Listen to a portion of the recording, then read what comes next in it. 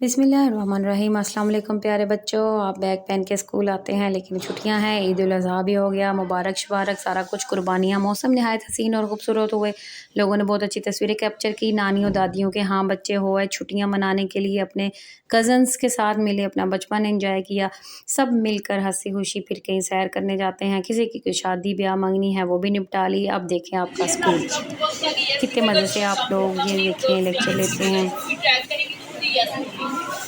देखो ये 6000 से कम है, ये 6000 से ज़्यादा है, ये सॉरी ये भी कम है। याद आए आपको ये सुहाने दिन, स्कूल की याद तो अब सताती होगी जब इतनी सारी छुट्टियों में बहुत सारे कामों से फारिग हो जाएं, फिर स्कूल की यूँ ही याद आती है।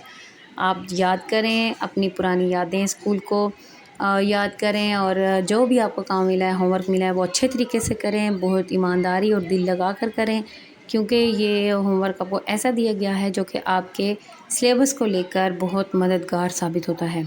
आपके पेपर्स के लिए इससे बहुत हेल्प मिलती है।